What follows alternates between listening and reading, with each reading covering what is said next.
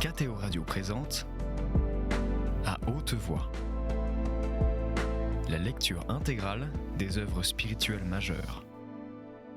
Aujourd'hui, Augustin ou le Maître est là de Joseph Malègue.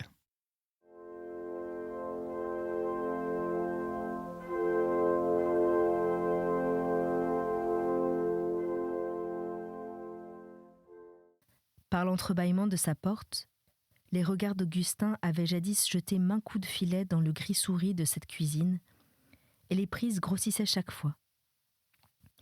Mais elle n'était que pommes de terre, de grains et graines, unique habitant d'aujourd'hui. Bien plus riches et plus réelles, les belles prises imaginaires ramenaient des morceaux d'un savoureux passé inconnu. Des choses pour compte de nourrice naissaient à une violente vie.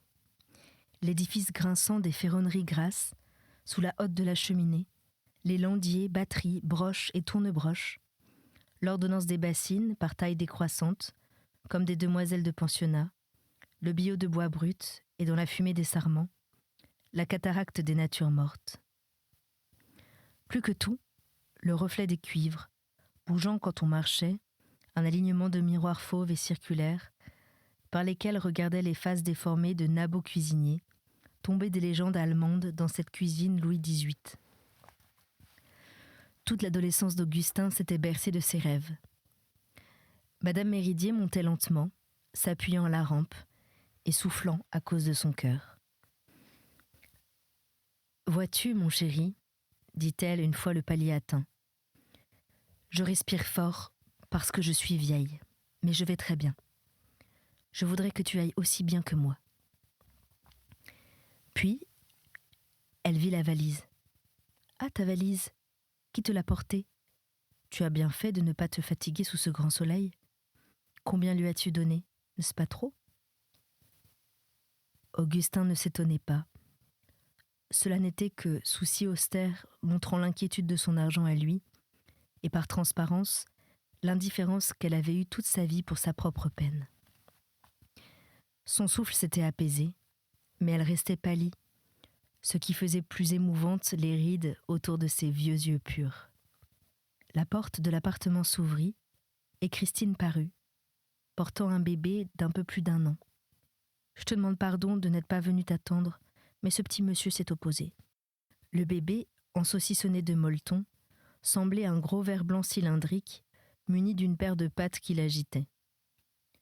Augustin baisa avec crainte la petite tempe mystérieuse et reçut l'un dans l'autre ce contact velouté et cette odeur de bébé. « Oh, monsieur, ne louchez pas !» dit la jeune mère, comme les deux lumières violettes se rapprochaient du petit nez. Augustin interprétait, excusait. Il ne louche pas, il explore le monde dans les limites où il peut. Il n'accepte pas purement et simplement les couleurs qui lui sont soumises. « Alors vous serez intelligent ? Dites, monsieur. » Le bébé tournait les yeux vers le haut de la fenêtre où une figure éclatante et bleuâtre l'intéressait. « Non, non, c'est trop vif pour vous, regardez plutôt par terre. » Devant l'embrasure de la croisée, une coulée de lumière solaire, d'un or franc et naïf, oignait la pierre du corridor, et dans tout l'espace entre lui et la surface bleue, des particules dansaient. Ce trapèze couleur bouton d'or lui est un être vivant. Il en est confondu d'émerveillement. Serrez les doigts de votre oncle petit, serrez-les fort. Augustin tâchait de loger, entre les faibles phalanges, son gros doigt d'adulte, lorsque la petite figure se rida. La chose jaune d'or fut rejetée avec fureur et mépris. Des forces physiologiques souveraines crevèrent la mince vie de relation et le bébé éclata en cris déchirants et désespérés. « Qu'est-ce qu'il y a ? Qu'est-ce qu'il y a ?» s'affolait Augustin. « Oh, c'est très simple. Il est exactement 4h13. Eh bien, monsieur attend son goûter depuis 13 minutes. » « Vraiment ? C'est pour ces 13 minutes ? Mais oui, c'est la seule raison de ce grand concert. » Le visage de sa sœur tout plissé de sourire et penché sur la petite tête, hochait de gauche à droite et de droite à gauche pour montrer au bébé que sa maman, en dépit de toute considération contraire, entrait pleinement dans son gros chagrin. À chaque hochement tremblaient des épingles dans le massif chignon noir un peu desserré. Un demi-jour, vert bleu d'été, emplissait l'appartement. La dévorante lumière où baignait tout l'extérieur étincelait par minces barres d'or blanc, entre les lames des persiennes closes, et la fraîcheur naissait du seul contraste entre cette fournaise et cette ombre. On entendait des gonds de placard et des heurtements de carafes. Les arbres du jardin balançaient un faible grisé visible à travers la transparence des persiennes. Tout était silence, calme geste domestique. Sur un fauteuil, au coin de la fenêtre, derrière les feuilles d'un palmier d'appartement, enfoui dans des bras et des genoux, le bébé tétait avec des bruits digestifs ingénus. Christine regarda son frère, par-dessus l'enfant blotti. Son teint assez terne, ses lèvres charnues, un peu grosses, avec une ombre de moustache, tout cet ensemble honnête et sans grand charme, deux yeux noirs magnifiques, brillants d'intelligence et de culture, le vivifiaient.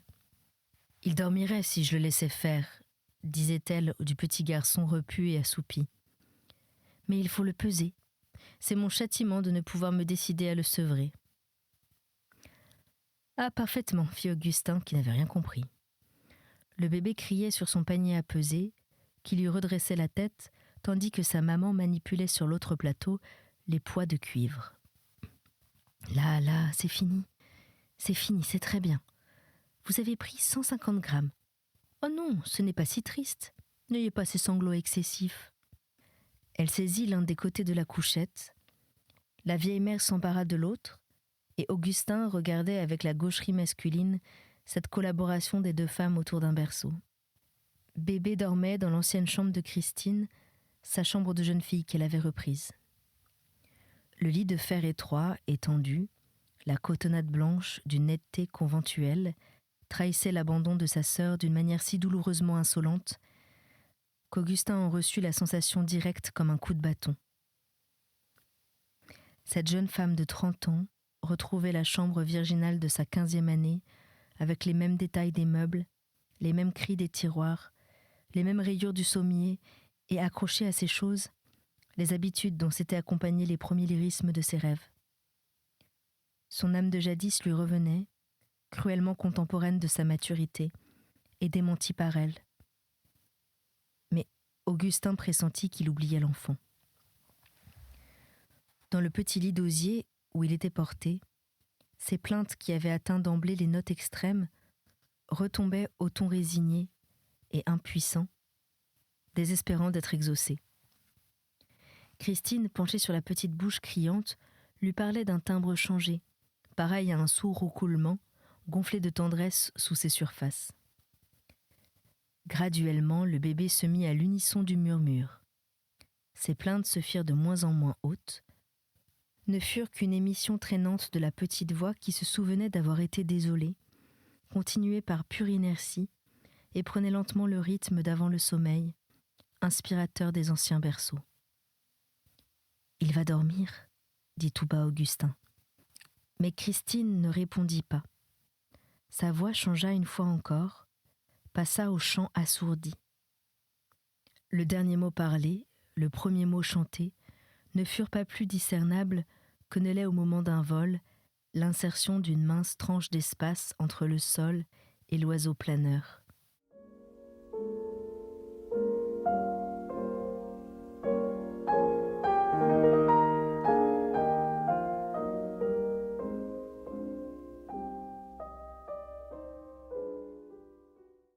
Augustin reconnut les 12 syllabes de la berceuse de Schubert. Les mots, les sons, le timbre, cette accumulation de sourdes voyelles veloutées, tout ce rythme de Wiegenlied, présentait juste le contact subtil et cotonneux nécessaire à séparer d'une conscience de bébé les images et sensations du plein jour. Une sorte d'aile battait au-dessus de la petite forme tourmentée qui s'apaisait pour dormir. Christine se redressa et dit à demi-voix « Il dort ». Augustin comprit enfin ce que l'enfant était pour sa sœur. Rien ne restait d'autre chagrin. nul besoin de discipline stoïque et raidie, plus de blessures, aucune plaie, la douce petite vie ayant tout cicatrisé. Cette soif de tendresse avait enfin trouvé où boire. Ils restèrent tous les trois à table après leur repas. Christine ayant desservi, la vaisselle attendait à la cuisine où la femme d'ouvrage ne la retrouverait que le lendemain. Les compotiers, la crème au gâteau de Savoie, tout ce qu'Augustin était censé n'avoir jamais cessé d'aimer, avait réintégré les placards. Christine parla d'allumer, mais il fit signe que c'était bien inutile. Un jour de semaine, la vieille mère eut continué de tricoter sans voir, sa paire de bas pour enfants du premier âge. Mais comme c'était dimanche, elle garda sur ses genoux, dans une oisiveté dont elle avait gêne, ses mains, qui, conservant la forme de leur occupation, semblaient s'accuser de faire pour rien les gestes du travail. Tout était très semblable, et tous trois sautaient par-dessus bien des ans. Les souvenirs d'odeur réédifiaient les anciennes chambres à fruits.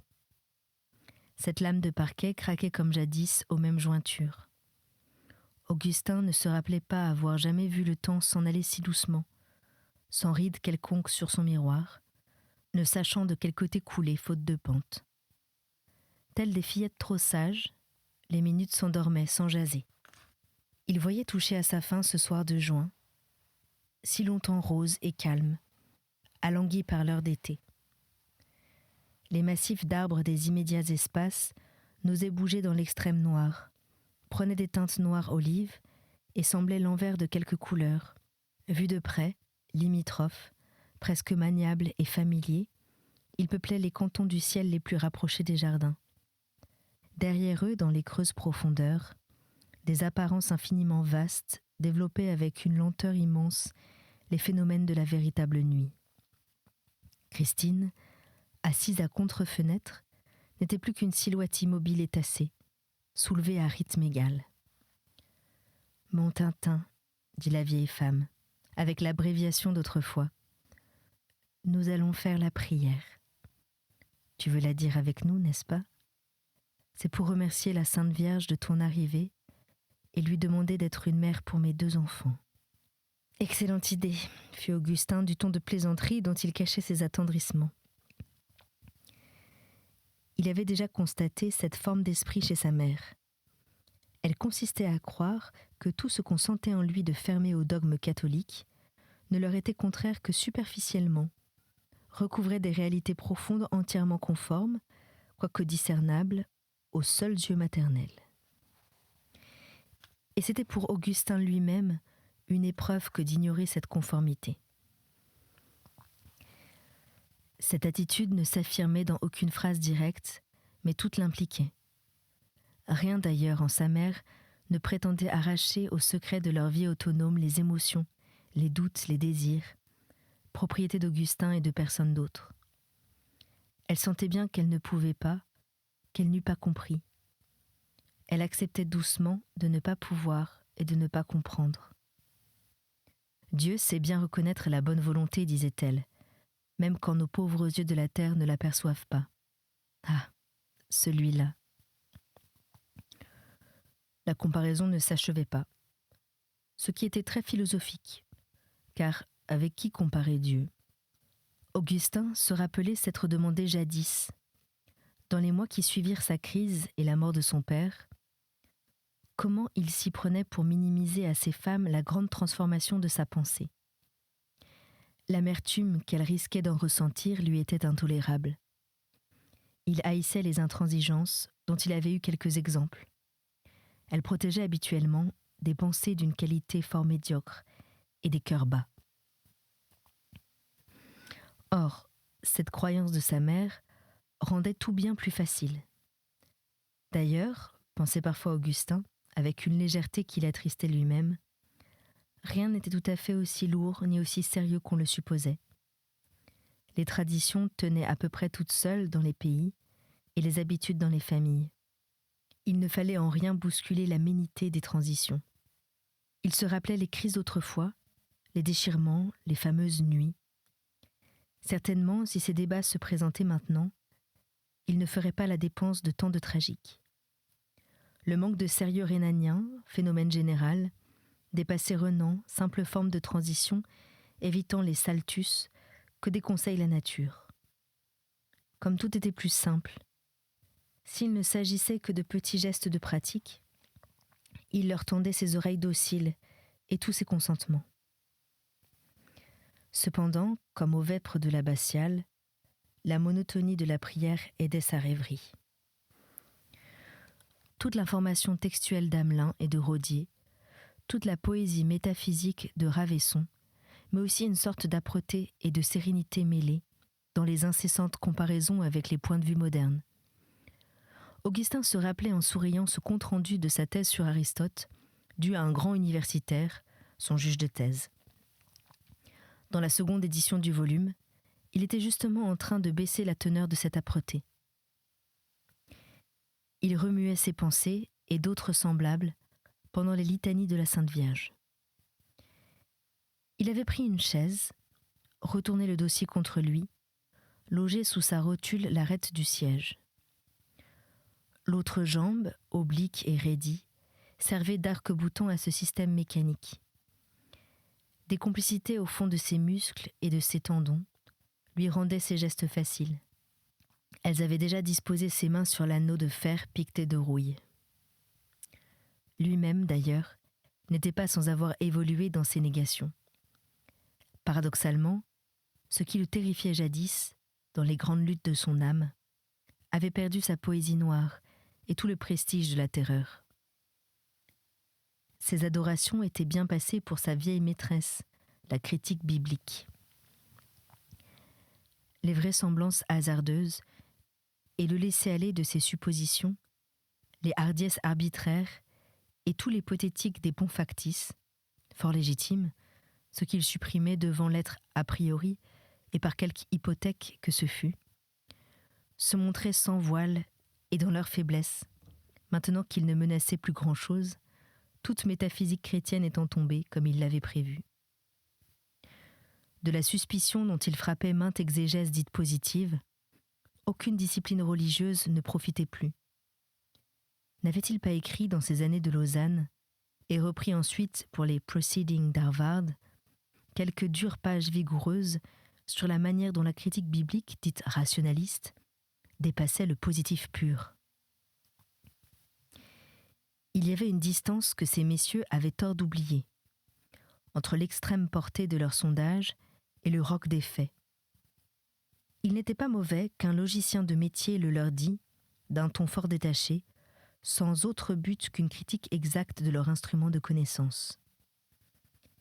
Les images bibliques évoquées par sa mère chatoyaient dans la ciselure de leurs adjectifs. Turis Davidica, Turis Eburnea, Donus Aurea. Chaque invocation tournait et retournait le bijou millénaire, tirait un éclair versicolore de la pierre précieuse et incorruptible.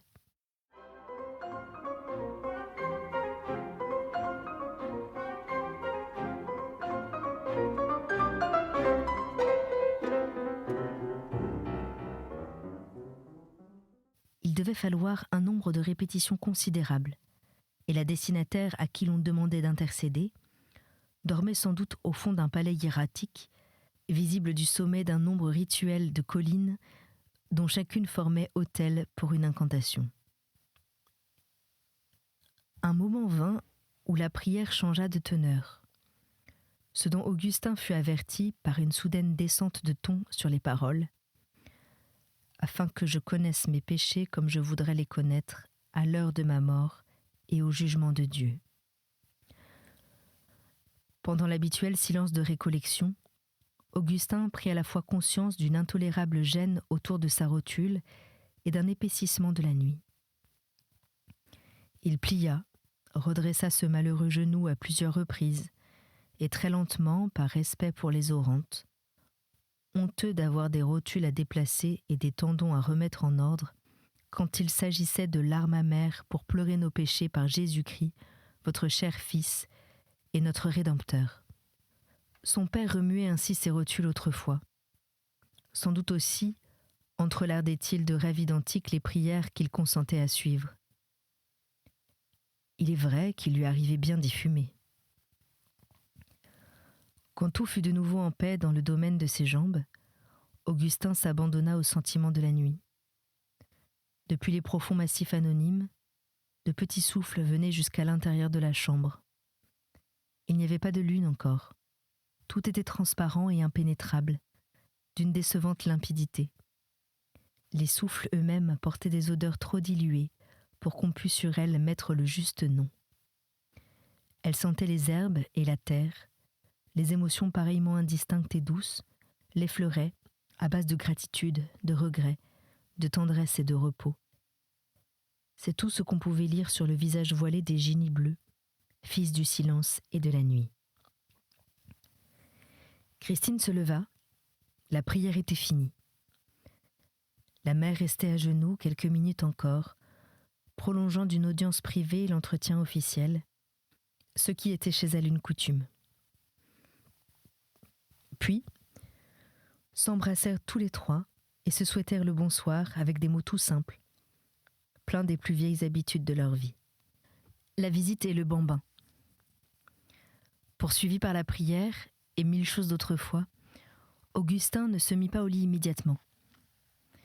Il n'habitait plus la petite chambre où toute son adolescence avait couché.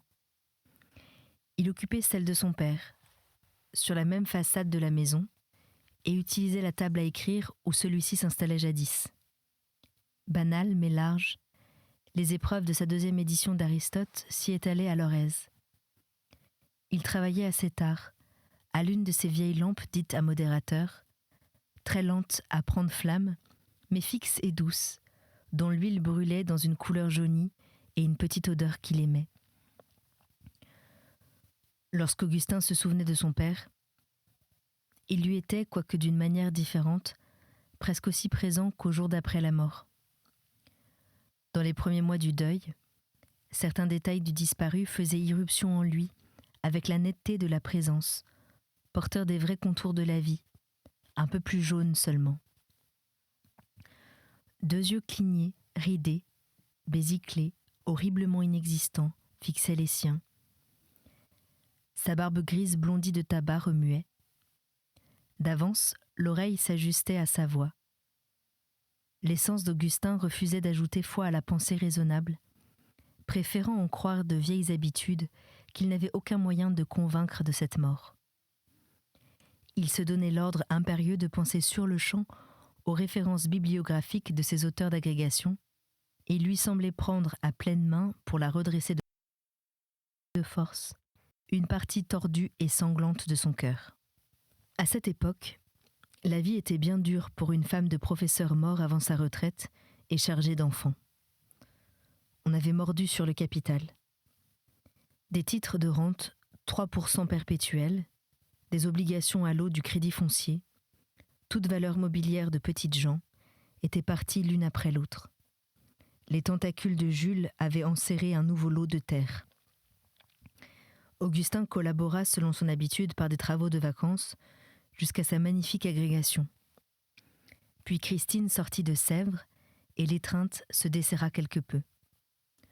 Toutes ces choses déposaient sur les arêtes aiguës du souvenir d'impalpables et bienfaisantes petites vases. Il arrivait que, par les repères marqués sur l'échelle des anniversaires, sa pensée, redescendue à l'horreur des premiers jours, vit une forme raide et fraîche s'étendre horizontalement sur un fond de ténèbres. Mais il suffisait d'écarter doucement ses coups de lance trop vifs pour que la présence de son père lui fût rendue mieux que dans la matérialité du premier chagrin. Il l'apercevait comme ce chagrin, prisonnier d'images trop précises, ne pouvait pas le lui montrer. Il le reconstituait sur un long espace de temps, à la fois dans son âge mûr et dans sa jeunesse. Il le devinait même à des moments qu'il n'avait pas connus, et qu'en sa propre nature à lui, Augustin, malgré toutes leurs différences, grâce à un certain geste hérité, à telle nuance de pensée, à telle manière de prendre les questions qu'il lui devait. Retrouverait-il plus tard, dans l'autre monde, suivant la terminologie chrétienne, la personnalité de son père, ce que le vieux catéchisme appelait son âme? Il constatait en lui-même, confondus, inconnexes, sans qu'il eût le pouvoir de choisir, côte à côte avec les tendances mécanistes, d'autres pressentiments conservés, à défaut de pensée nette, par l'attrait des plus hauts désirs. Chassé de tout territoire historique positif et arpenté, fuyant toujours plus loin, vol d'oiseaux pourchassés, vers les régions réservées et inexplorables, ils gardaient cependant une actualité obstinée, leur envergure géante, un grand plumage blanc étalé sur le ciel. Dans la débâcle de ses croyances, par une sorte de contagion de positivisme, il avait bien cru dire adieu à ces questions-là pour jamais. Elles persistaient cependant, solidement crochetées à sa pensée. Il l'avait écrit, rien n'était fait dans la science de la vie, tant qu'il restait à y intégrer la mort. Pour lui, personnellement, il eût accepté l'extinction des feux après la comédie, la destruction de l'épiphénomène, le coup de balai aux sanctions manquées et aux désirs faillis. Cet attrait de solution matérialiste, même mal fondé, était à base de renoncement, d'impassibilité, de froide résignation stoïque, comme après un impossible amour. Qu'ici, impassibilité voulut dire qu'il a beaucoup pâti, qui pâtit encore et qui cache son jeu, peu importait. C'était À haute voix, une émission de KTO Radio. Aujourd'hui, Augustin ou le maître est là de Joseph Malègue. Lecture, Anne-Céline Pellarini. Captation et réalisation, Aymeric Plouinec et Thibaut Dagalier. Une émission disponible en podcast sur ktoradio.com et sur l'application KTO Radio.